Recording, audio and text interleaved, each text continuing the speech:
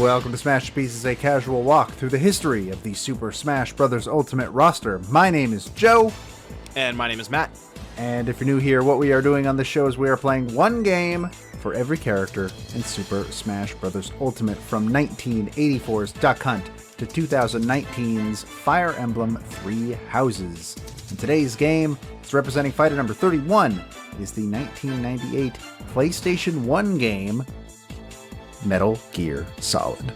So just like set yourself back in 2005, the first announcement that Solid Snake was going to be in Super Smash Bros. Brawl.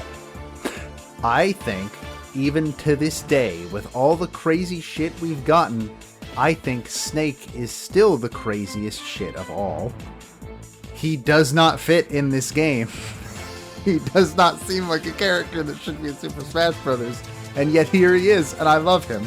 I think we're also at the point, though, where the less someone fits, the more they fit.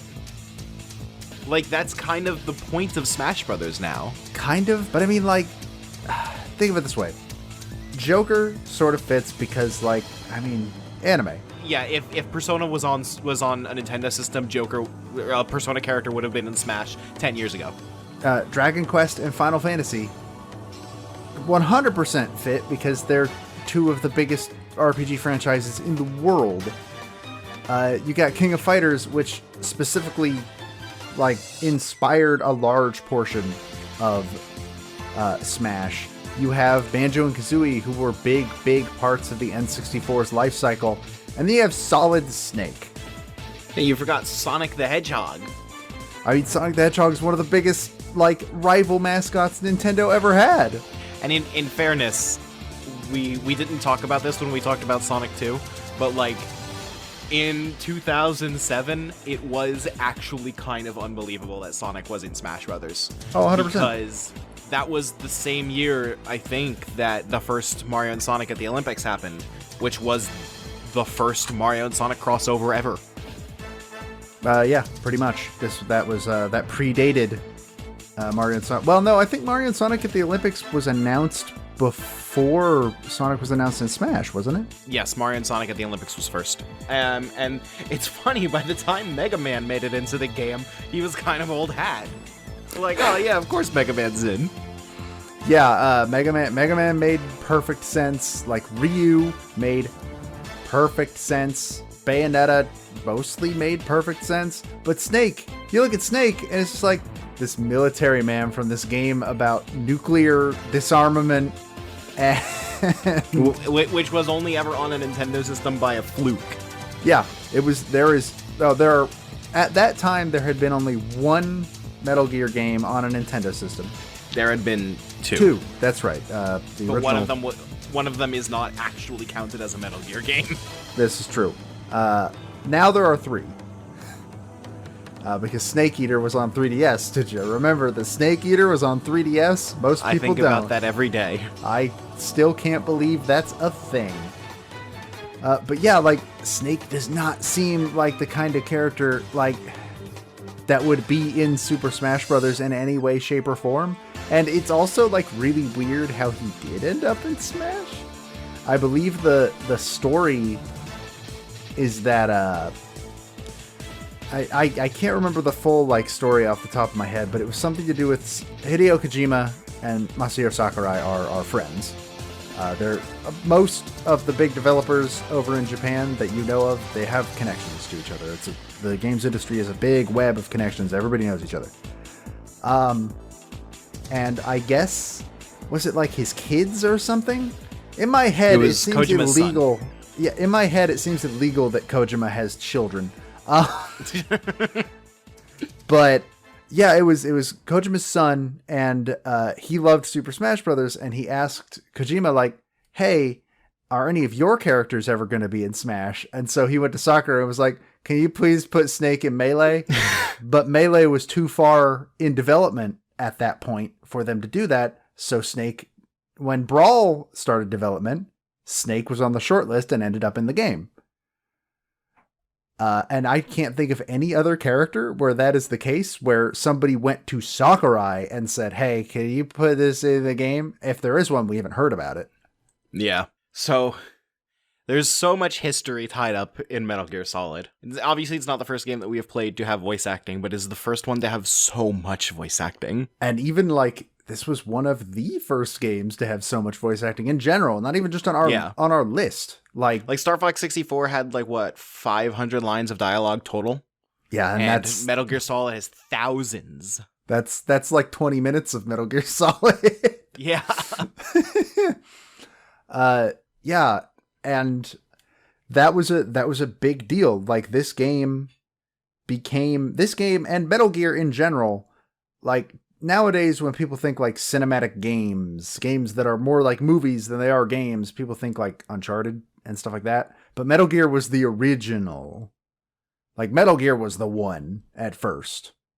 So yeah, it was a big deal in that way. And it was also just like, so 1998, we're only playing 2 games from 98, which is really bizarre to say because 98 is considered one of the best years in video game history. It's that, and I think 2011 is also up there. There's one other year earlier in the 2000s, I believe, that is also in that list. But not only did Metal Gear Solid come out that year, Ocarina of Time, which is our next game, came out that year. Tekken 3, Half-Life, Grim Fandango, Resident Evil 2, Banjo-Kazooie, Crash Bandicoot 3, Xenogears, just a bunch of really, really big stuff came out in 98, and 98 is just considered one of the better years that we have ever had in video games.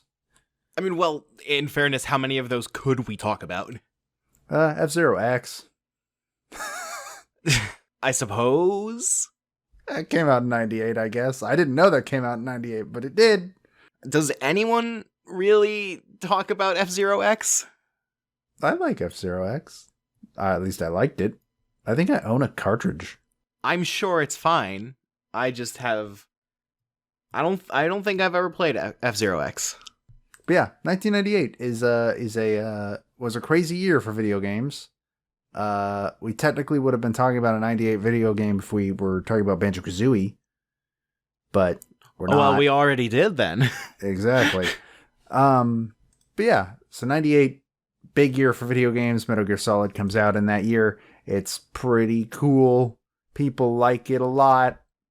And it spawned the series, which we have been asked to talk about our thoughts about the series as a whole, but I think we will wait until closer to the end before we do that, because we should actually start to talk about the game itself. Now, this is a weird one, because for the first, and I'm pretty sure the only time this will ever happen, one of us played the original, and the other played a remake. We're doing that with literally our very next game.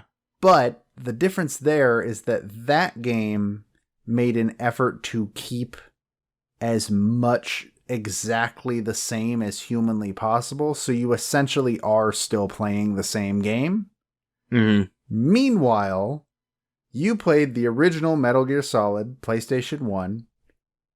I played the 2004 GameCube remake by Silicon Knights, Metal Gear Solid: The Twin Snakes. Which, I believe Shigeru Miyamoto partially was involved in the development in some way? He was, apparently. So, Twin Snakes was developed basically with Hideo Kojima and Shigeru Miyamoto working together to, guide the team. I imagine Miyamoto was pretty much only on, here's how to get this working on the GameCube. Because I doubt he had, any other... This seems like the kind of game that Miyamoto would be like, I'm not into that, there's guns. Yeah, well, you're not really supposed to kill everyone. Yeah, but still, the existence of guns in the game, from what I know about Miyamoto, that is excessively not his thing at all. He just does not jive with the idea of violence like that. Well, yeah, violence isn't real. Pretty much. But Silicon Knights, of course, before this had made Eternal Darkness for the GameCube, which is considered a classic GameCube title that cannot be played basically anywhere anymore because it was never re-released on anything, even though Nintendo owns the IP, I'm pretty sure. There's Eternal Darkness Spirits in Smash. Yeah, like they own the IP, they've just never done anything with it. And that, so like in 2002 they made that. They made Metal Gear Solid Twin Snakes in 2004. 2008 they made 2 Human, which is an infamously bad game. And in 2011 they made X-Men Destiny, which is a shovelware title that is also not good. And they no longer make video games. They shut down in 2014. Isn't there like also some big controversy with the guy that was in charge? What was it? Was it Dennis Dyack? Dennis Dyack, I'm not super familiar with him, but yeah, he is in charge of Silicon Knights. But Twin Snakes specifically. So Twin Snakes was, yes, it was made guidance of Kojima and Miyamoto. It like brought all of the voice actors back, which apparently was not their original plan. No, in fact, David Hayter personally took a pay cut to ensure that it happened. Yeah, he convinced Konami that is definitely what they should have done, and they did it because they couldn't just reuse the lines, because the original lines in Metal Gear Solid were recorded in a non-soundproof studio, but it didn't matter on the PlayStation because the audio compression was so, like, the amount of audio compression on PlayStation 1 voice lines was so large that you can't hear it anyway. It doesn't matter. But the GameCube has a lot better sound quality, so you can hear all of the like background sound and everything on the line reads. So they had to go and re-record every line in the game. Funny how that works out. Which again, like you said, is a fucking shit ton of lines. Oh yeah, and almost the entire voice cast came back. I believe like one actor didn't come back. The entire voice cast came back, but Gray Fox, who was in the original game voiced by the person that voiced by Greg Eagles, who also voiced the DARPA chief Donald Anderson, who does come back to voice Donald Anderson. Gray Fox was recast as Rob Paulson, who is a well-known voice actor in cartoons. I believe he is Yakko Warner? Is his most popular? Yakko Warner and Pinky from Pinky and the Brain are his most famous stuff. And that is the voice actor that ended up for the assist trophy in Smash Brothers. That is the voice actor that is now like the thing. Twin Snakes lines are what were reused in MGS4 when you go back to Shadow Moses Island and like hear memories and shit. Those are the line reads that they use. They use the Twin Snake probably for the same exact thing of like, well, we can't use the original. There's background noise. Yes, but the overall graphics of that section are based off of the PS1 version. Yes. Overall, I believe it is the PS1 version is canon, but like you said, by necessity, they have to use the Twin Snakes voice clips. Yeah, MGS1 I believe is canon, though that's weird to say because there's not, story-wise, there isn't really any changes in Twin Snakes. It's all the same, like all exactly the same.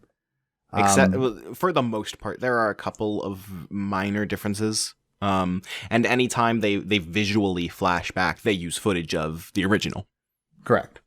And in fact, you can get like a little mask of the original Snake face in MGS4, and it's the PS1 face specifically. Yeah.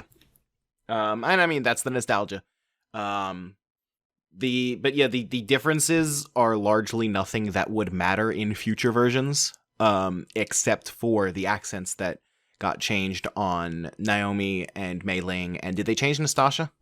The Wikipedia article says they do, but I remember Nastasha having a Russian accent. But also I called Nastasha maybe 2 times in the entire game and forget she is in the game every time I replay. I'm looking it up right now. We should probably explain literally anything about Metal Gear Solid real quick. Metal Gear Solid is technically the third game in the Metal Gear series, as far as I'm aware. I'm looking at footage right now. They did, in fact, get rid of Nastasha's accent. That's weird. Why do I remember Which- her having a Russian accent? Which I would say, well, her cadence of voice is very, I'm speaking in a Russian accent, but she doesn't have a Russian accent. That's weird. That's the one that doesn't make any sense whatsoever. Her name is Nastasha Romanenko. Well, Mei Ling's the only one that really made sense for them to change the accent, I think.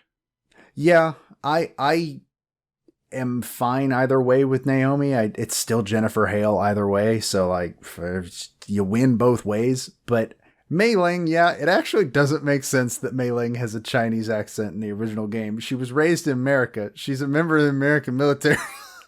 Yeah. Like, and I mean, like, Nastasha is Russian. She grew up in Russia. Naomi's American nationality is fake. She grew up in a British colony. Mei Ling is American who grew up in America. So why? She just happens to be Asian in race. Yeah, so that's the one that's like, no, I'm fine with you changing that completely. Yeah. And also is not a Chinese actress. Oh, it is a Chinese actress. It's just she's a Vietnamese Chinese actress. Oh, Vietnamese, yeah. But she's also American. Like, she's Vietnamese American.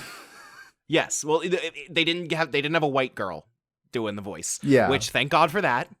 Yeah, that's a point in its favor. We still have problems with that today. Yes. But the voice actress was not ethnically Chinese. But yeah, so Metal Gear Solid, for anybody that does not know, is technically the third game in the Metal Gear series, but nobody's played Metal Gear or Metal Gear Solid Snake. Nobody in the world, and if they tell you they have, they're lying to you. As far as most people are aware, Metal Gear Solid starts at Metal Gear Solid. Mm-hmm. Even though Metal Gear and Metal Gear Solid Snake are canon, they are explicitly canon. They are referenced in this game. Well, Gray Fox is from Metal Gear 2. Yeah, Gray Fox is from Metal Gear 2. It already Campbell's expects from you Metal to Gear know. 2. It already expects you to know who Big Boss was. I mean, the tension between Campbell and Snake, where they don't trust each other, is because of their past missions together, which are in the Metal Gear games. It's really weird, and I can't think of a single other franchise like this where it's just like, I mean, as far as most people are aware, it started with this game, but this is the third game, and it's bizarre, but hey, it is a stealth game, a 3D stealth game directed by Hideo Kojima. A Hideo Kojima game. It is his most successful. It was his most successful game like ever up to that point. Because before this, he had done the Metal Gears, and he had done Snatcher and Police Knots, I think, were his big claims to fame. But none of those really, like, hit the success threshold that Metal Gear Solid... Metal Gear Solid put Hideo Kojima on the map. Like, when was Zone of the Enders? Zone of the Enders is a PS2 game. Okay. So that would have been well after this. But, yeah, It's the series so successful that Kojima got trapped in the Metal Gear prison for years. Never allowed to make anything else. Except for the one time they let him out to make 2 Zone of the Enders and then put him back in the Metal Gear prison. Yeah, so Metal Gear Solid 2 was supposed to be the end of the series. And then Metal Gear Solid 3 then, was supposed to be the end of the series. Well, so Metal Gear Solid 3 explicitly was not a continuation of 2. Yeah. If Metal Gear Solid 4 never existed, you could call 3 a side story. Mm-hmm. He wasn't super against making 3 because, let's be honest, he just really likes spy thrillers. So he got to make a spy thriller, like just a straight up 60s spy thriller. So he was like, yeah, I'll do that. It's the best game he's ever made. Not the best thing. As much as I like MGS3 the best, it's hard to argue that 2 is not the best thing he's ever produced. Yeah. And I also agree with that. But 3 is still my favorite game. 2 is my favorite, but I'll agree. Like 3 is a better game. And then he was under so much pressure that to wrap up questions that were never meant to be wrapped up, that he made 4. Yep. And 4 is a convoluted disaster. 4 is a mess. It is a great game. 4 is a mess. And then 5 is worse. 5 can't contradict anything because that would require something to happen in Metal Gear Solid 5. 5 wrapped up a 30-year plot hole that no one cared about. Pretty much. And then somewhere in there, they made Twin Snakes. That was after 2. Yeah, that would have come out in 2004, 2005. 2004. Yeah. And I'll get this out of the way. I'm with the masses on this one. I think Twin Snakes is largely inferior.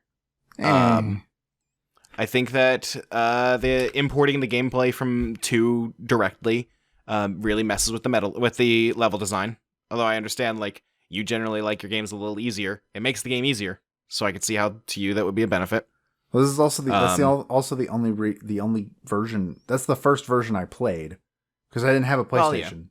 I didn't have a PS1. I didn't have a GameCube either. To be fair, I didn't play Metal Gear Solid for the first time until like 2000 and... I mean, I played it for the first time in 2015. 2011. It would have been 2011 on my end. I played all 4 of what were, at that time, the 4 Metal Gear games in 2011, which was well after Snake was in Brawl, because that is the only reason that at that point I knew what Metal Gear Solid was, is because Snake was in Brawl. That's it. And I think the voice acting is better in the original, though that's a matter of taste. I think it comes down to the voice acting in the original is very PlayStation era-y, and that has charm to it. And granted, compared to a lot of the other shit on the PlayStation that had a lot of voice acting back then, cough cough, Silent Hill and Resident Evil, holy shit, it should not be as good as it is. Have you ever heard voice acting from either of those games? Yes. It is beautiful. I've heard of Jill, the master of unlocking. Resident Evil's so bad. And like that was mainly because those 2 games, both of them, back in that era, it was apparently very common for when they were recording the English voice lines, they would be directed by the Japanese voice director, who in many cases did not speak English. And so they were going largely by tone, like voice tone, of like, oh, it should sound like this. And nobody had you didn't really have the authority to tell them, yeah, but that sounds stupid. If you say it that way in English, it sounds really stupid. I think Twin Snakes was voice directed by a native Japanese speaker. I believe so, but it was after that era had ended, and so was the original Metal Gear Solid. I did learn though the other criticism that is lobbed at Twin Snakes very often, and I sort of think it's overblown how bad it is, but I do agree that it's a bit much. Is that the cutscenes are a lot more like action movie-y. Yeah, you actually said something like specific that really bothered me with regards to this, where you said people have a problem that it's crazy, and that's what Metal Gear Solid is. It gets crazier from here. And I think that misrepresents the way in which Metal Gear is crazy. Metal Gear gets high concept insane. You've got a guy that shoots bees out of a Tommy gun. You've got an undead ghost that drags you through the river Styx. You've got a literal vampire. Stuff like that is insane to just describe. But the stuff in Twin Snakes is just visually crazy. It's just the visuals of the camera work and the action are over the top.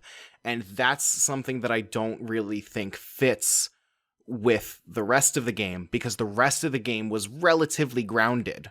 It was still a little weird. You still had Psycho Mantis, you still had Decoy Octopus, but it's by far the most grounded of the games. And they made it visually crazy without making it conceptually crazy to match. So I just think that it ends up being a tonal mess. So something I learned about that, though, is that originally the cutscene director just had them do the cinematics like identical to the original game. And then Kojima saw them and said, no, I want them to be more action-y. So it is entirely Kojima's fault. As many things are, he also made the story for Phantom Pain. Kojima is the weirdest creator in video games in that it seems to be a full 50-50 split. Everything he makes is either genius or the stupidest, worst idea he's ever had. And there is no in between. He's very good at writing political drama, emotional character beats, stuff like that. He's very bad at writing women especially. Yeah, Meryl is genetics. Meryl is very he has written three good female characters ever in his entire life, I think. So one of them is obviously the boss from Snake Eater. One of them is the boss. I think Eva is also very well written, because she somehow, against all odds, uses all of his. She is actually a character that has all the flaws of a Kojima-written woman, but has an actual narrative justification for why she acts like that. Yeah. So in that way, I think Eva is very good, and I think Paz is all right. That ends the list of female characters that Kojima has written well. And if you say otherwise, then you might be ashamed of your words and deeds. And actually, in this game, granted, this does not hold up when she comes back in MGS4. Naomi Hunter is all right. She's all right in this game. Mei Ling's pretty all right once you take away the problematic accent. Mei Ling doesn't do anything. Let's be honest. Yeah, but I still like Mei Ling. She was nice to me. Naomi, I actually really did like what they did with her, and like her arc with Grey Fox was also like genuinely emotional. Mm-hmm. And Jennifer Hale kills it in both versions, delivery-wise. Yeah. Jennifer Hale is one of the most talented voice actors in the biz, even today. So, like... but yeah, Meryl ain't great. Meryl is a bad character, and I'll say that happily. And you pointed out on your stream the fact that we're supposed to expect that Snake and Meryl are madly in love, and they have spent a total of maybe 20 minutes with each other throughout the entire night. Mm-hmm. It's really stupid. Yeah. I have not played MGS4 yet, so maybe she is better in that. She's not. But based... I'm going to rip that Band-Aid off for you right there. She's not. Based on MGS1, she's pretty bad. That's like, those are the only... Well, no, there are some bad, like, design decisions, which we can get into in a minute. I still want to talk about, like, story-wise and like, setting-wise. And setting-wise, Shadow Moses Island is the coolest setting that Metal Gear ever had. Ever. In general. I mean, the jungles of the Soviet Union aren't bad. They are a close second, being not real. But Shadow Moses Island is just this neat building, like this neat facility, and it genuinely feels like you are making your way through this very high security facility the entire time. It feels very isolated and lonely. And of course, Big Shell in MGS2 purposely tries to recreate that feeling. Yeah, I like Big Shell a lot. Doesn't do as good a job. I like Big Shell a lot, but like the entire point of that game's story kind of makes it difficult to give Big Shell credit for its design. Yeah, but like he's like Shadow Moses is just a super cool place to be, which is really kind of impressive considering a lot of it looks exactly the same, which of course it looks exactly the same. It's a fucking military base. Why would all the areas look like super different?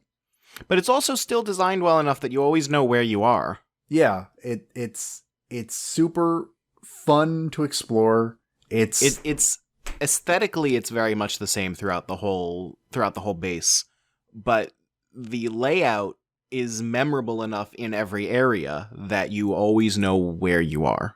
Yeah, and it's and to be fair, it also helps that for the most part, Shadow Moses is very linear.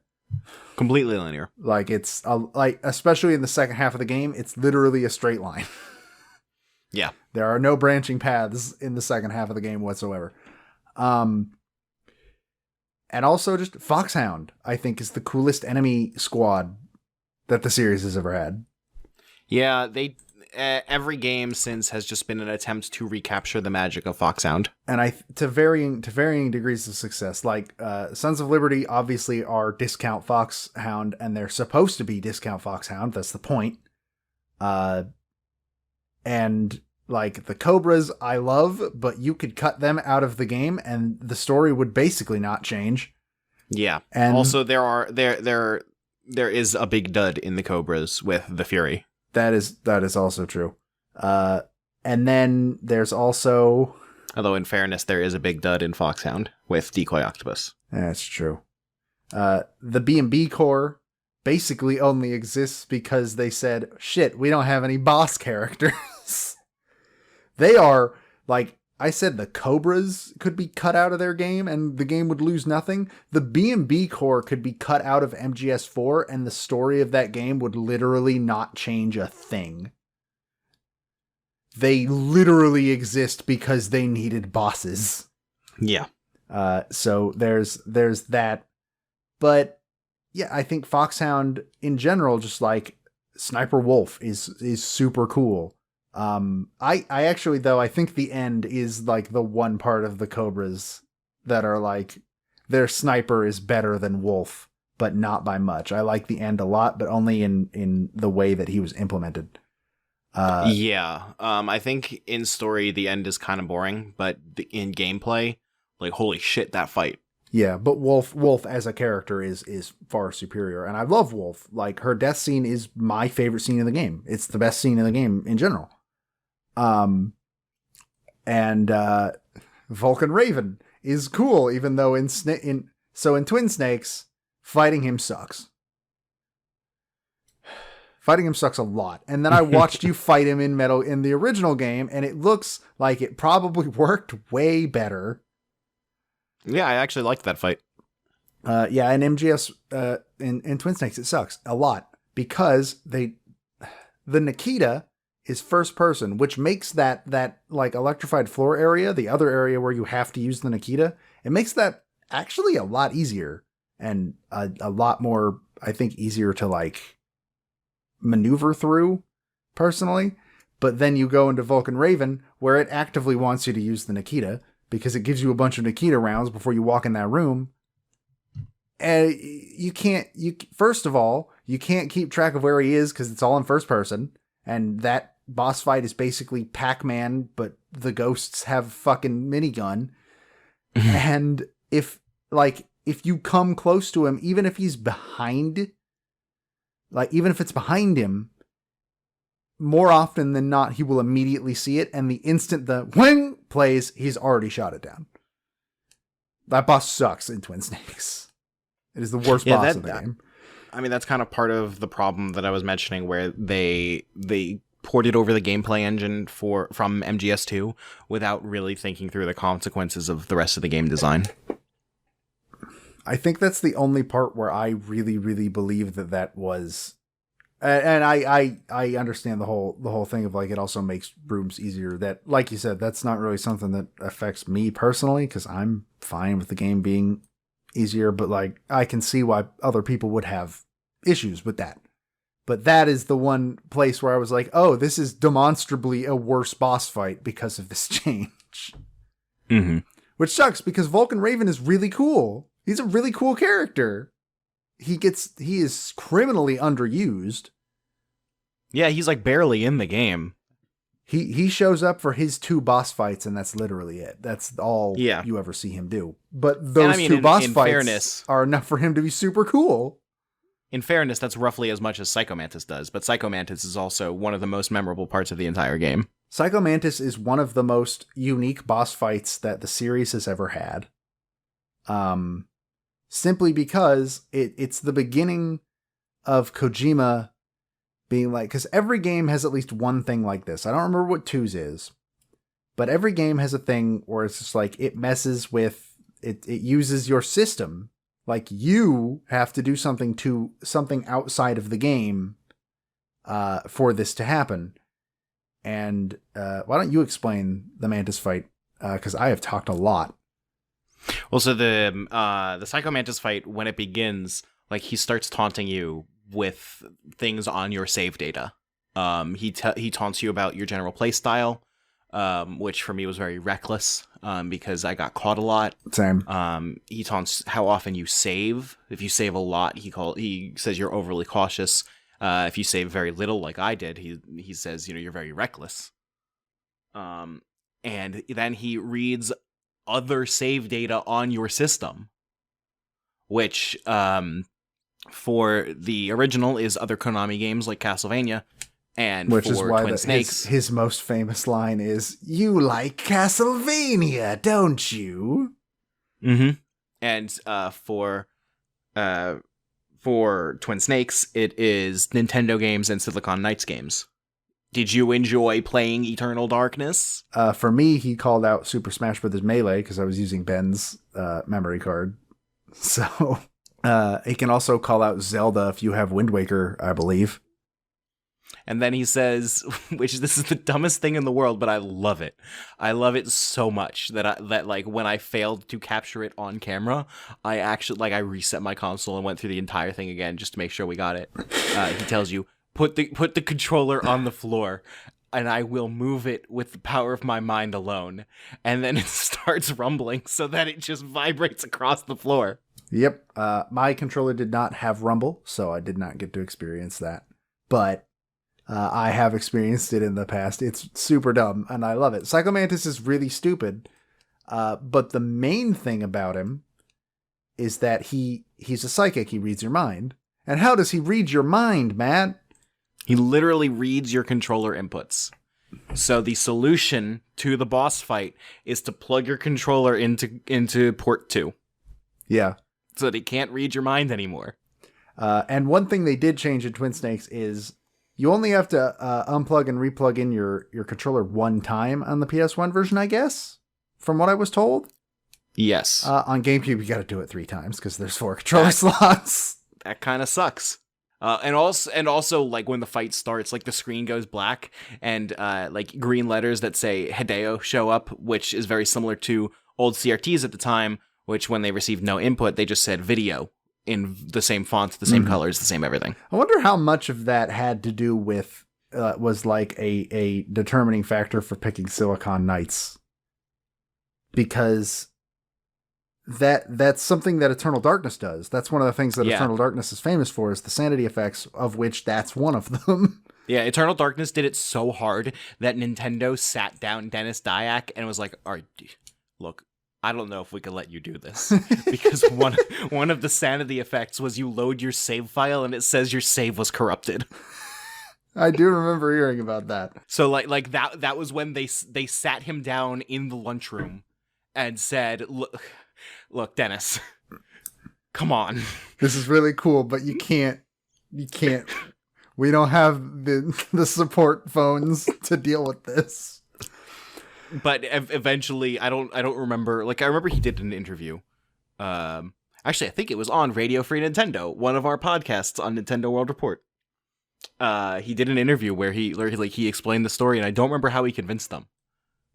But I think like Miyamoto himself sat down with him at a lunchroom and was like, "Dennis, come on." I mean, I guess that would make sense. I don't know. I've never played Eternal Darkness. I would very much like to, hint, hint, Nintendo. But it's, like I said, it is impossible to get a hold of nowadays, and is, I believe, pretty hard to emulate. I don't think Dolphin runs Eternal Darkness very well, last I heard. I've never tried. I've also never tried. But Psycho Mantis is so memorable that he's the only notable thing about the B&B core in MGS4, because they redo the Psycho Mantis stuff when you fight Screaming Mantis. Yeah. It's a really, really cool boss fight. It's the most famous part of Metal Gear Solid, like by far. Liquid Snake is fun. pretty much entirely because Cam Clark is the goofiest actor that has ever touched video games. Cam Clark is incredible. It's weird. So good. The first Cam Clark role I ever witnessed was his role in Tales of Symphonia as Kratos. It's a very serious role. Like, he's very down to earth, serious, doesn't like no nonsense, and it's like that's not Cam Clark. But for me, that like Cam Clark is always Kratos because that was the first time I saw him. For me, it's Liquid Snake. I feel like I have heard him in other roles, but Liquid Snake is the main one that I always remember. That and no, he doesn't voice Kazuhiro Miller, does he? No, that is Robin Atkin Downs, I think is his name. I believe so. Robin Atkin Downs. Yeah. But Cam Clark is in Smash Brothers, thankfully. Yeah. Who does he play again? Wait, who does he play again? He's Corrin. He is Corrin. That's weird. That's super weird. But yeah, he like Liquid is so good because he's so I hesitate to use this word. He's so extra. He's what the kids would call I don't hesitate to use that word. With his like his accent is just out of control. They didn't change his accent in Twin Snakes, thank God. Yeah, no, how could you? I think the reason they didn't change his accent in Twin Snakes is because you hear him briefly in Metal Gear Solid 2. I bet you money that's the whole reason. No, because you hear Mei Ling in Metal Gear Solid 2. But you don't hear her with the accent, do you? Yes, you do. What the hell? I don't remember that at all. I haven't played Metal Gear Solid 2 since I played it for the first time. She has one cameo appearance that is very obscure. Most people have never seen it. In the opening level of Metal Gear Solid 2, when you save, Otacon tries to like copy Mei Ling's thing, and like he give you proverbs and stuff. And if you do it enough times, eventually Mei Ling will barge in and be like, Otacon, what the fuck are you doing? You're bad at this. Fuck off. So Metal Gear Solid is a good game. It has some problems. I'm sorry. I'm on Cam Clark's behind the voice actors page, and you need to see this. Oh God. Put this in the show notes or something. This is important.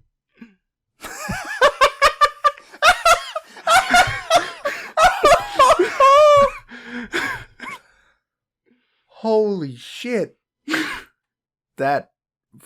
Shit. That's really good. That's really, really good. Fuck.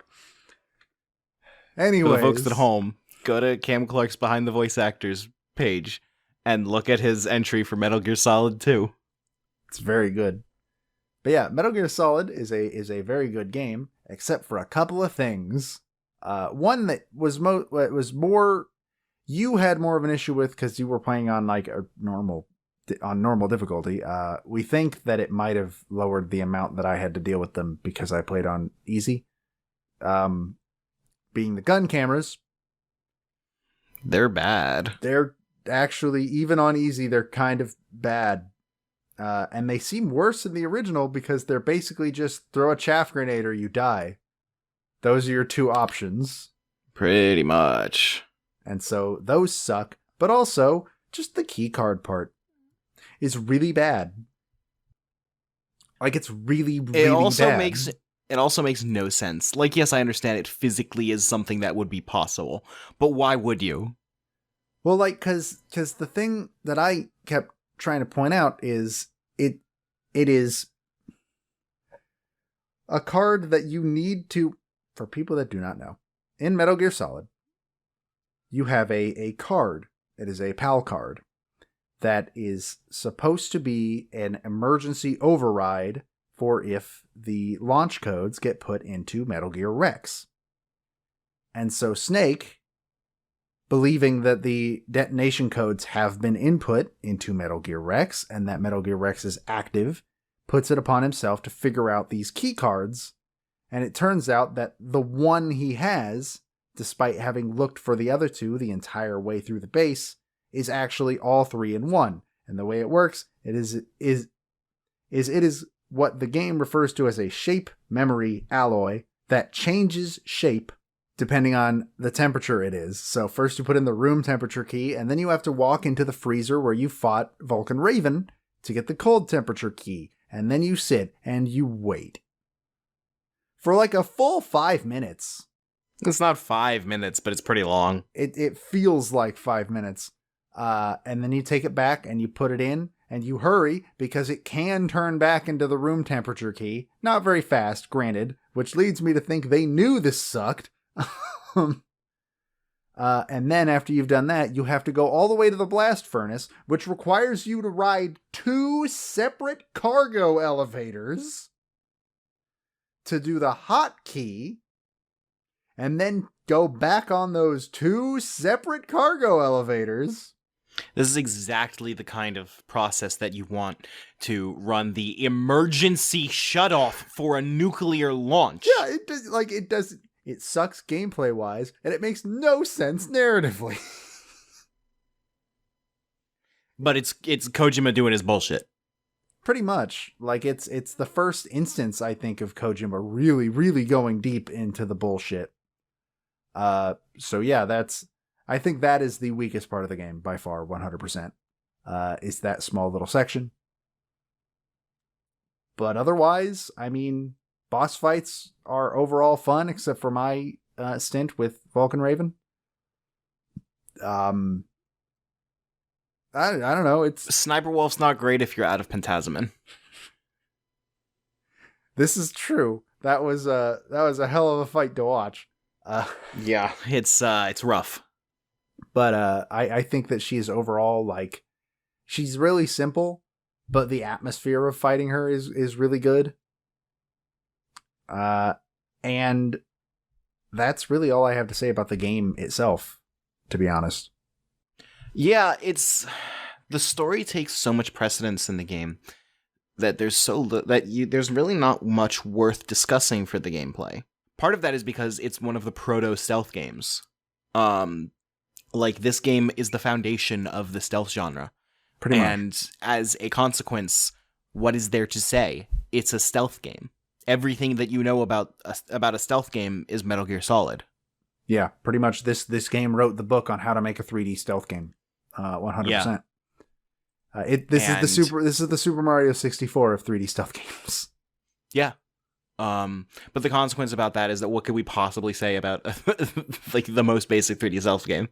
Yeah, pretty much. Do you want to jump into the music real fast? Sure. Because I got some songs written down. I had never gone and listened to the original game's soundtrack. I still have not listened to Twin Snakes, and at this point I should probably address the elephant in the room of, hey, I said I was going to play both, and I was. That was the plan.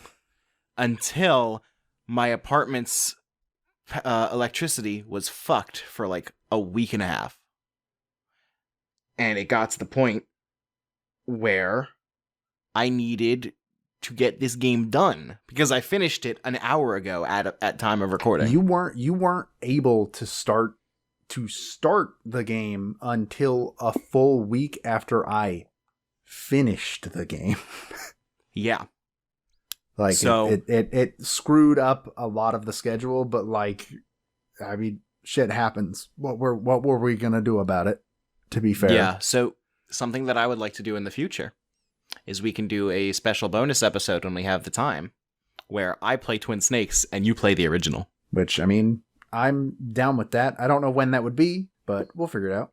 I think we've talked about a couple of possible times it could be, but you know, we've got a few other bonus episode ideas in the works, and we'll figure those out. Generally, our idea from here on out is I think it was a good idea for us to throw that little Banjo-Kazooie bonus episode in between like a bunch of Earthbound. Yeah, we didn't throw anything in the middle of Final Fantasy, but I think it would be fun if whenever we have a long stretch of a long game, we break it up a little bit. Yeah, I agree with that. I think that is a good plan, and that will probably be what we do. Just to break up the monotony of, 5 parts of Earthbound, 6 parts of Final Fantasy. No, it would have been 4 parts of Earthbound, 5 parts of Final Fantasy. I have my numbers wrong. But yeah, I think that's going to be our plan from here on, so we'll see.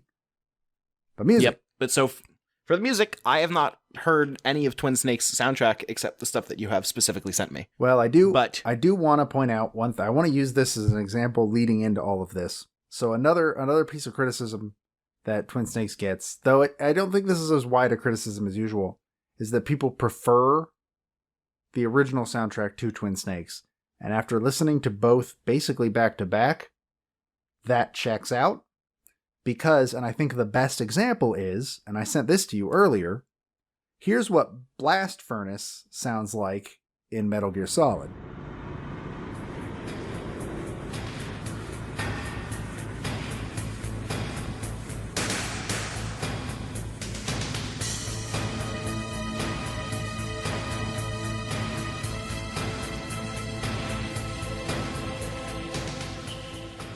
Here is what Blast Furnace sounds like in Twin Snakes.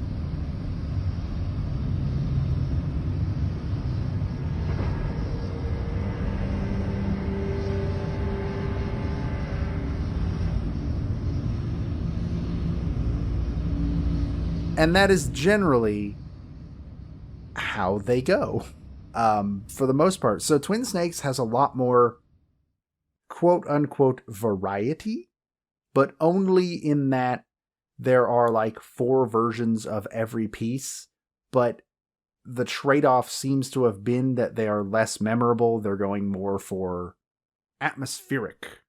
The description I gave to you earlier was Metal Gear Solid 1 is a video game soundtrack. Metal Gear Solid The Twin Snakes is a film soundtrack. I kind of want to dispute that because film soundtracks are better than that. Well, I gave you like that's the worst example. Like a lot, like for the Blast Furnace specific, like it's just ambient noise. It's not really music. And even ambient music is more than that. And a lot of them are more than that. Like a lot of the songs are more than that. But I think that is the most striking example of like, yeah, they went a lot more like low key with the soundtrack of Twin Snakes. It should be said that this was apparently like the whole composition thing for Twin Snakes was split between the guy from Silicon Knights, who his name is escaping me right now. I apologize. And Norihiko Hibino, who is a guy who has been working on the Metal Gear series since the original Metal Gear Solid. And so for the original Metal Gear Solid, I think there's probably the single most iconic music theme in the entire franchise, which would be the Encounter theme.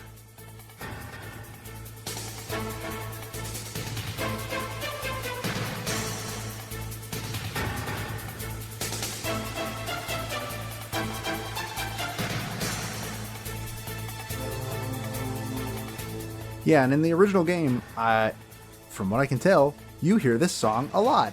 Varying different versions of it. It's like half the soundtrack, as far as I could tell. Which, I mean, there are worse songs to make half your soundtrack. This is a good song. It was basically the song that introduced him in Smash. So you are actually incorrect. You do not hear different versions of Encounter throughout the whole soundtrack. You just hear Encounter over and over. Like literally the same piece of the same audio file. There's a couple different versions of it that play every once in a while. Like the Hind D fight has a different version of Encounter, but it's still Encounter. The Sniper Wolf fight has a slightly different version of Encounter, but it's still Encounter. I don't know if I agree with that. It's the same musical style, but it's not the same song. It's basically the same song. The Sniper Wolf fight doesn't have a different version of Encounter. It just has Encounter. I mean, either way, like you hear Encounter and you hear the different varying parts of Encounter a lot. They are a good chunk of the soundtrack. Now, a song that actually has some variation throughout the soundtrack is Intruder, which has 3 different versions. Mm-hmm.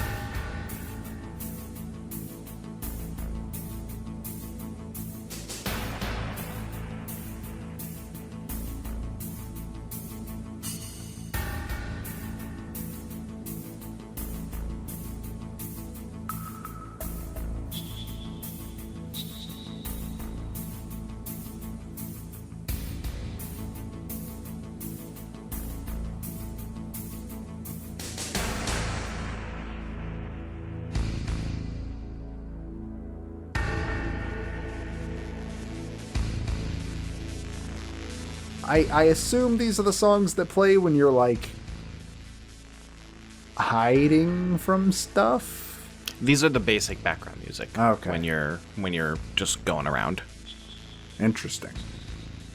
And some specific areas have their own specific tracks. But Intruder 1, 2, and 3 are the generic ones that play everywhere else. And so this game has a very small soundtrack. The original game does, which is probably a direct result of all of the voice acting. Because, like, there's a lot of it. The PS1 can handle a lot of music. We talked about Final Fantasy VII. That game has so much music in it. So, like, this game, it's 2 discs. Why doesn't it have as much music? Because voice acting lines are still sound files. Yes, and there is, let's be honest, probably a solid 2 or 3 hours of just voice acting. Yeah, most likely. And let me actually look at this. So the Final Fantasy VII soundtrack on Spotify is 4.5 hours long. Mm-hmm. So you get 3 hours of voice acting. Oh no, you only got about an hour and a half left for music. Yeah, it's that's probably the direct reason. I can't say that for sure, but it seems pretty obvious to me that that's why this game does not have a robust, massive soundtrack. Yeah. And also, it's a much shorter game than Final Fantasy VII. A song that I feel like should be highlighted, if only for the fact that it's the only song from this game that just got directly lifted and thrown in Smash, is Cavern.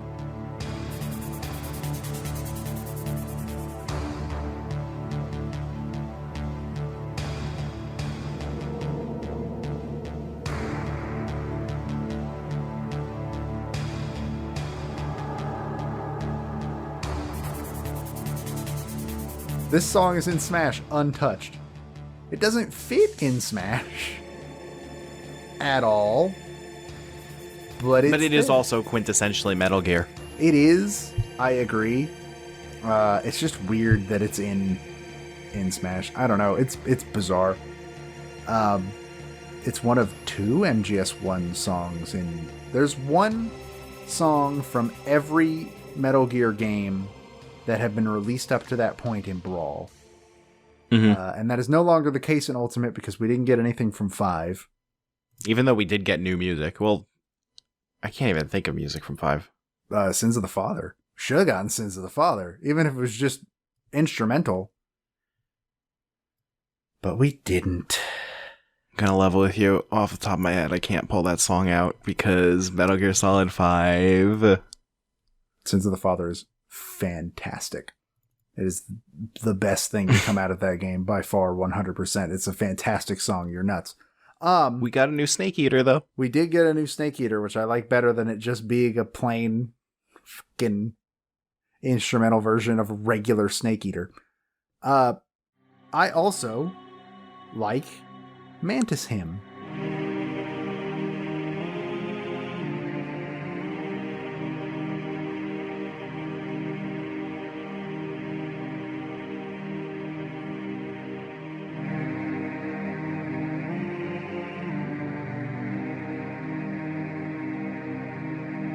It's just a creepy song. So is this the same in Twin Snakes, or did they make a new Mantis Hymn? It's a lot more subtle in Twin Snakes. You hear it both times that Mantis is involved, but from what I could tell from listening to the soundtrack, it's a lot quieter. But it is still in Twin Snakes. This piece is still pretty much compositionally untouched in Twin Snakes. And it's a very good creepy song that, you know, for the creepiest boss in the game. And the only other one that I can think to really shout out from the first game is Enclosure.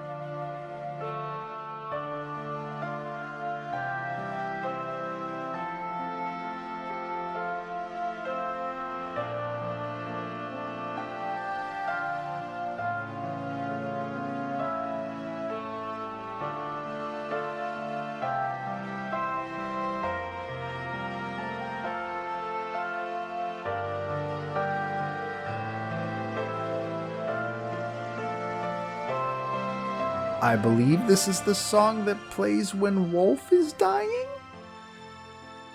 Yes. Okay, cool. So then I'm right there. Yeah, like I said, that's my favorite scene in the game, and this music like really makes it. It's super great. I'm trying to find the song that plays. I mean, it might be Enclosure. I'm trying to find the song that plays when Snake is lying to Naomi about Gray Fox's last words. I think I know what it is, and we will get to that in a bit. Okay. But I'm not sure. I do want to highlight 3 songs from Twin Snakes. Because while that soundtrack is overall not as good, I do think it has 3 standouts, which are 3 of the boss themes.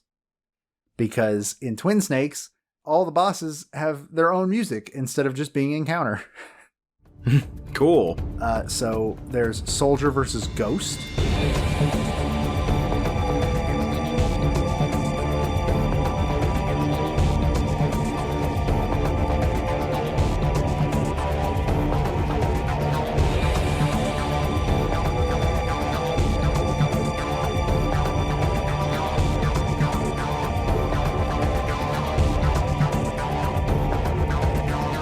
This is the Gray Fox battle theme. They give it some cool drums, some rad, like, sort of flutes to make it sound all like ninja-y.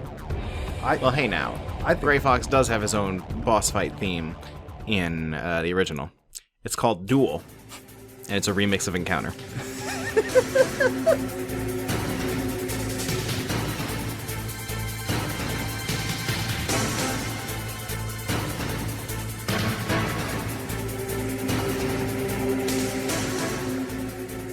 Sure is. But this is an original song, and it's very, very good. You also have Assassin versus Saladin.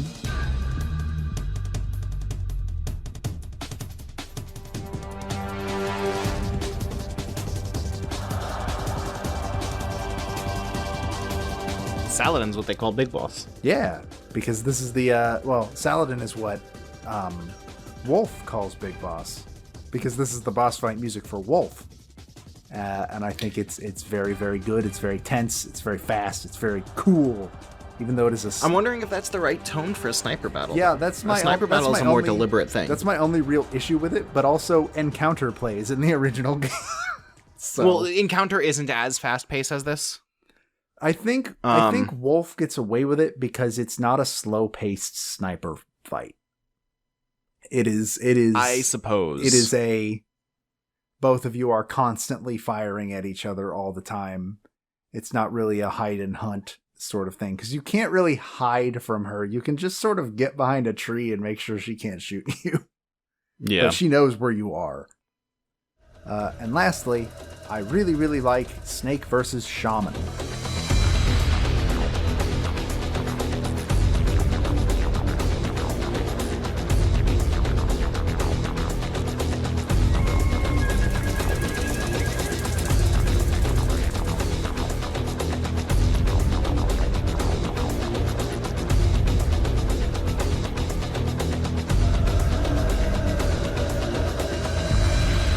Of course, the boss fight theme for Vulcan Raven. While that fight might suck, the music is pretty good. It's got like some Inuit / Native American sort of like vocals going on. We assume. I don't know for sure. I really can't tell you for sure. I'm hoping that it's Inuit because that would fit Raven. It's a very cool song. But they are good songs. But of course, the most important song that we have to talk about, and I think this might be the song that plays during the scene you're thinking of, but I can't remember, even though I also just watched it an hour ago, is The Best Is Yet to Come.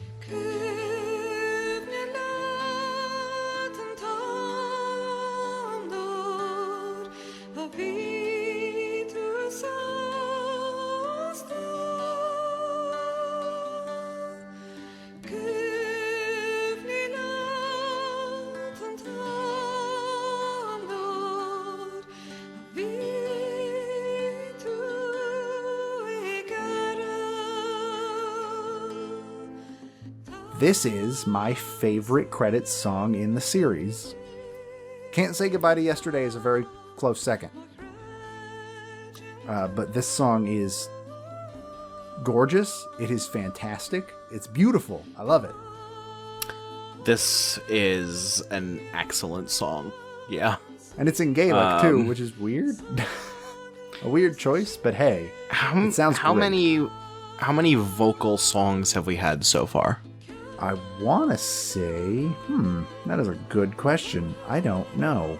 I want to say we've only had one, being One Winged Angel. I think that's it. And even then, that was a choir vocal. Yeah, that wasn't like a solo vocalist. Yeah, this is the first quote-unquote insert song, as they would be called in anime parlance. Yeah, I do believe that this is the first one that we've encountered in our games, because before this, there's one sound bite in Earthbound, and then there's the choral stuff in One Winged Angel, and as far as I can remember, there's nothing else after that. There's nothing else before that, or between that. So Yeah. And it's in Gaelic of all languages, which makes it sound super unique even today. So how many songs can you name that are in Gaelic? Someone's gonna sarcastically chime in and say that Smiles and Tears was technically vocal, and it's like, okay, guy. No, that's why I mentioned it specifically. There's a sound bite that doesn't make it vocal. Yeah. But yeah, this Best Is Yet to Come is very, very good. And it also fits with the themes of the story. Mm-hmm. And I do think that, looking over this list, this might be my favorite credits song on the list. This song is fantastic. It's so good. It's very emotional. The vocalist kills it. It's great. Is it the same vocalist in Twin Snakes? It's the same song. It's untouched, as far as I am aware. As far as I could tell, it is completely untouched. Because there was no real reason to re-record it, I assume. I don't know. But it sounds like the same vocalist, even if it was redone, and I just can't tell. Great song. Great song. And that is all I got. Yeah. Yeah, it's a great game, I think. I could do without the gun cameras. It'd be a lot better without them. Pretty much. But what this mostly leaves me away from is I want to replay 2 and 3. Yeah, I agree. I do as well. Maybe those are other bonus episode territories for much, much later. But also I might just replay them on my own. Because I haven't replayed Metal Gear Solid 2 since I played it the first time. But 3 I've replayed like 4 or 5 times at this point. As of this very moment, I have replayed every Metal Gear Solid game that I have played at all. And I still have not played 4. I would recommend giving 4 a shot. Just as long as you go in realizing that it is a fucking mess. It is a mess, and it is at least a fun mess, but it is a mess. And then you can go watch Super Bunny Hop's really good, I've already watched that video. Oh, that video is so good. He looks so tired. Fox trying to die explain everything. I gotta go rewatch all of those. But yeah, that's Metal Gear Solid. I think we should probably move on, because this episode is already seeming like it might be one of our longest episodes yet. It sure is, and we have to talk about the elephant in the room of the first character of Fighters Pass Volume 2. Oh yeah, that's right. We never announced that. We don't know who the character is yet, but they've already. But there's only one game it can possibly be. Yeah, they've already told us what game they're from, so we will be playing ARMS for whoever the hell DLC fighter number 6 is. My bet is still on Ribbon Girl. I still think she's basically a sure thing, but I could see it being somebody else. Either Ribbon Girl or Min Min. I could see. For me. I think those two are the highest chances. I think Twintel would be a great pick, but it won't be Twintel. Yeah, I don't think it'll be Twintel. I think Helix would be too top tier, and that's why he's not gonna be in the game. Helix would be incredible. But yeah, so we're getting a character from ARMS, which means that we will be playing the 2017 Nintendo Switch game ARMS. It'll work just like all the other fighting games. We're just going to do exhibition matches, and we'll, And ARMS happens to have the best fighting game casual lobby that I've ever seen in my life. It also has online play, which leads into that, which will be the first time that's been an official fucking thing on. Well, by then we'll have Street Fighter V. That's true. We will have played Street Fighter V. Though I do want to say this on air. Personally, I think that if Street Fighter 6 gets announced before we get to Street Fighter 5, we should change it to Street Fighter 4. Because the only reason that I want to play Street Fighter 5 is because it would be a cool then and now thing between it and Street Fighter 2. Even though everybody and their mother, upon seeing that 5 is the game on the list, has said, you guys should really actually play 4. Because 4 is considered a good game. And I have 4 on 3DS. I also have 4 on 3DS. That would not be the version God. I played. Oh, no, I don't Absolutely have 4. not. Oh, I do have 4 on 3DS. I bought a physical copy when the game first came out. Same. I did too. But then I don't know why I did. But then I sold that physical copy. But then it was in a Humble Bundle. So I own a digital copy. I still have it, and I don't know why. But yeah, so that ARMS. We're going to play ARMS. We're going to play ARMS when the time comes in like 70 years. We're through 25 games. Oh boy. We have a total of, by my count, 60 games left. We're a full fourth of the way through this list. That's weird. We're almost a third of the way through. Honestly, yeah. That's weird. That's weird to think about. I don't know what I'm going to do with myself when we're done. Just start over, I guess. Yeah, we'll have to go replay Duck Hunt. Anyways, we should probably move on to our next game. And that game is representing fighter number 16, Sheik. It is the 1998 Nintendo 64 game, The Legend of Zelda: Ocarina of Time. And we are not alone for this episode. We once again have a guest. Joining us is the designer of the Smashterpieces logo and a longtime friend of Matt and I. Please welcome Soul. Hello. Welcome to the show. You don't do podcasts like ever. No, I don't. So this is a new experience for you, but we dragged you in kicking and screaming. And can you tell the folks why? Because this is both the first game I ever beat and my favorite game of all time. So we figured there's no better person to pick to be the guest for the Ocarina of Time episode than you. So welcome aboard. I am happy to be here. So a thing we usually do, which I purposefully made a point not to tell you, was whenever we have a guest, we ask them about the game we just played. Soul, how do you feel about Metal Gear Solid? I can't tell you a damn thing about that game. No, make something up. How do you feel about Metal Gear Solid? You could make something up and possibly be completely right. You know, it was a great game for its time, and I give it a 7 out of 12. What do you think of the differences between Metal Gear Solid and Metal Gear Solid: The Twin Snakes?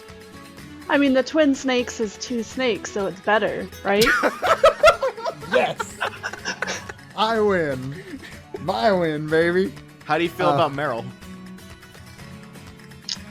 He seems okay.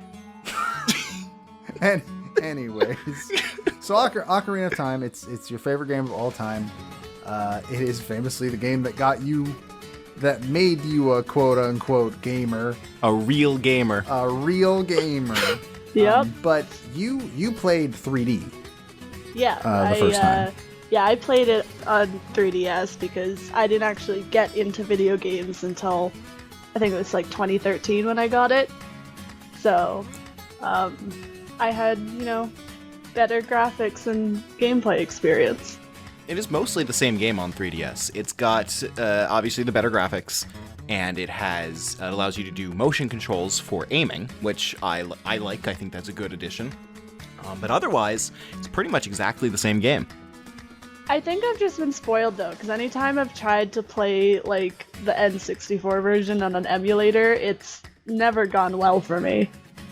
It's a matter, I think it's a matter of, it's very difficult to adjust to the frame rate, and I know frame rates is something that you personally have never really registered as something you can recognize, but going from a game that is like a full, is it 60 frames per second? I can't remember, but it's definitely, it's much higher because the original N64 version is at 20 frames per second, and that can be a very jarring difference.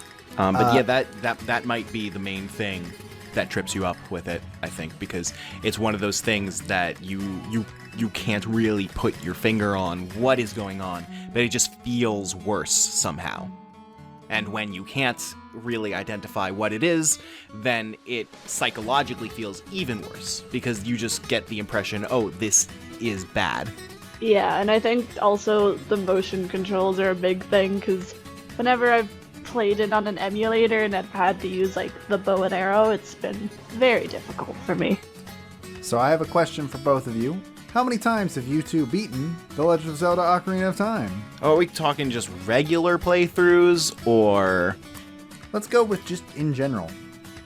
In any fashion. So any time that I have defeated Ganon and watched credits? I mean, that's technically beating Legend of Zelda Ocarina of Time. Enough that I have lost count, because I do a lot of those randomizers there. What about you, Soul? I'm not gonna count randomizers because I've beaten a couple of them, but I don't really know how many. So just like regular playthroughs of the game, I'd say 7. Ask me how many times I've beaten Ocarina of Time. I've read ahead. I know this. How many times have you beaten Ocarina of Time? Once. Nice. I played the original N64 version. Oh boy. It actually might have been 2011, which is the second time that has been mentioned, which is the same year that I went through and beat a bunch of Metal Gear games, funnily enough. Wait, so you've never even played the 3DS version? I've never played the 3DS version. Huh. Wow. Weirdly enough, I bought the 3DS version specifically for when we play it on this show, which leads me to the unfortunate thing is that I will not be streaming. Soul will not be streaming, but for different reasons, because Soul doesn't stream. And also for the same reason that you're not streaming. Also for the same reason that I'm not streaming. She is also playing the 3DS version. Correct? You're not gonna make this your chance to finally give the 64 version another shot? Hell no. After I beat the game the first time, I played it at least once a year every year afterwards, except for the last couple of years. But yeah, it's been a few years since I've played it, so I don't remember quite as many things, so I'm just gonna stick with it. But this will be the first time in a while I'm gonna be playing the normal version, because in subsequent playthroughs I always played Master Quest. So basically what I'm trying to say is Matt will be the only one streaming. He'll be on Nintendo World Report, twitch.tv/Nintendo World Report, which is probably overall a good thing, because I have a feeling, and tell me if I'm wrong, that you two are probably going to breeze through this game way faster than I will. I know, but I was so looking forward to seeing you stumble through it on stream. Yeah, and I know that that might be kind of disappointing for some people. Don't worry, I'm still gonna play the 64 version of Majora's Mask, because Majora's Mask 3D is not very good. I mean, it's not bad, it's just the worst version. Yeah, it's not as good. It's still Majora's Mask. It's still one of the best video games ever made, but the original is better. So don't worry, you'll still get to see me play a IE64 Zelda, but Ocarina of Time will not be that one. Apologies. But this will also give me a chance to just sort of sit in bed and play and not exhaust myself in a 3-hour stream. Which I think in the end is gonna be a bit of an advantage. I need that handicap. You two are going to probably have beaten this game before I've made it to the 2/3 mark. That better not be true, considering I'm only playing it for 4 hours at a time once a week. That's fair. That's fair. Like, if I beat this game first, then something's gone wrong. In other words, the bets should be that Soul is going to beat it first, and then you are going to beat it, and then I will Oh my beat god. it. I don't have a lot of faith in myself moving through this game quickly. Oh my god. But yeah, I'm looking forward to giving this game another shot. I remember when I played it the first time, it kind of gave this feeling of like, it's kind of overrated. I think I was just being a contrarian. I remember the three of us being in a car together, and we were like screaming at you because you thought Ocarina of Time was overrated and aged poorly. I think I was just being contrarian at the time. Probably. Because I can't imagine. You should have grown out of that by then. I can't imagine any other reason why I would be like, yeah, Ocarina of Time's overrated. But Majora's Mask, though. Favorite Zelda game. I mean, fair. It is better. It is better, but so yeah, I'm looking forward to giving this game another shot. I haven't played it in almost a decade, and then I'm also looking forward to hearing from you two, who know a lot more about Ocarina of Time than I do, and will be better at Ocarina of Time than I will. I think my stream's going to be a little weird because, obviously by necessity, I'm the one that's streaming it on Nintendo World Report because I'm the only one that can stream it. But I also know the game inside and out. So, I'm just gonna like tear through it. You're not gonna see a regular playthrough of Ocarina of Time. You're gonna see me walking backwards because it's faster. You're gonna see me doing exploits because I know how to do exploits. It's gonna be weird. I recommend it. I for one am kind of looking forward to that. See, I'm looking forward to when we play the game and do the podcast, because you've got Matt, who is pretty much an expert in Ocarina of Time because of randomizers and dabbling into speedrunning and all of that. And then you have Joe, who has played it once, and I look forward to hearing about all the parts you struggle with. And then I feel like I'm just kind of in the... I just feel like I'm kind of in the middle, where I'm like, yeah, I've played it a lot, but You're a regular human being who is familiar with a video game. You are a regular. We are two ends of the spectrum, and you are smack dab in the center of that spectrum. Yeah, that is true. Like, I've played it multiple times, but I don't feel like I have quite as much knowledge base or like know my way around right away. So, yeah. It's gonna be a very fun time, I think. I'm looking forward to this episode. Anyways, this is our last regular game before we hit our first special episode. Actually, yeah, this is the last game we're playing that came out before Super Smash Bros. Was a thing. Yep. That's true. That's cool. What's your special episode? Is that a secret? It's been on our list for forever. It'll the be an next episode game about after Super Smash Ocarina Brothers. of Time is Super Smash Brothers. Like we're gonna do like a bonus episode about Super Smash Brothers. It's gonna be, well, not that bonus. It'll It's a technically be a special bonus. episode. Special, yeah. We'll figure it out. It's fine. No, yeah. We've literally written it down for the past almost 3 years. It's a special episode. But yeah, we have almost entered a world in which Super Smash Brothers exists. And we Holy still shit. haven't played a Pokemon game. Yeah, this is also true. Which that'll change after that. We've at least hit a world where Pokemon exists. Yes. Which we only recently did that, to be fair. Is Pokemon the only franchise that was in the original that we haven't touched at all? F-Zero. That's true. Yeah, we haven't touched an F-Zero game yet. That's literally it, though. Other than that, yes, we have played one game from every franchise in the original outside of Pokemon and F-Zero. Sick. So yeah, we should wrap up because this is already probably going to be among our longest episodes. This might narrowly be beat out by Mario 64. There's no way to know until it's been like final rendered. Oops. But with that, you can find us on Facebook and Twitter and YouTube at Smashterpieces. All three of those, you can find us there. You can find me on Twitter at TheDebaga. You can find Matt on Twitter at Grimace2Menace. So do you want us to give them your Twitter? You can't find me. Okay, never mind. Leave that in. Okay, she doesn't have a Twitter. She's not real.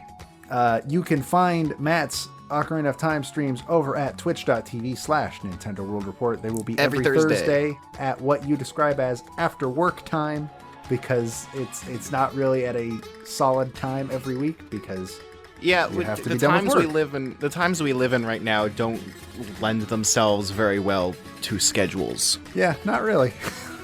They're kind of yeah, pretty much.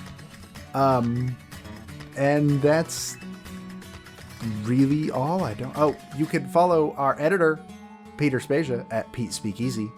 You should go follow him and tell him that he does a cool job, because without him, these episodes would take twice as long to come out and probably be half as good. So that's something that you should definitely do. Go follow him and say hi.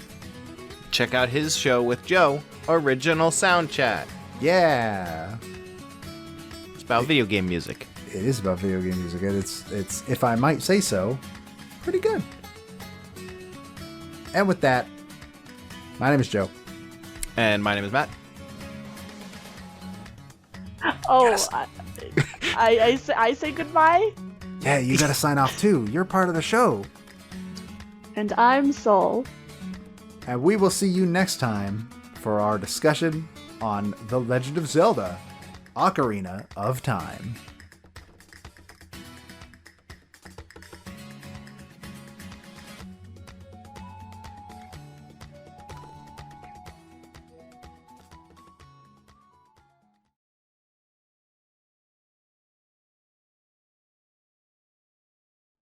Here's what Blast Furnace sounds like in Metal Gear Solid. Dun dun dun dun. Dun dun dun dun. Here is what Blast Furnace sounds like in Twin Snakes. Do, do, do, do. And that is generally how they go, for the most part. So Twin Snakes has a lot more...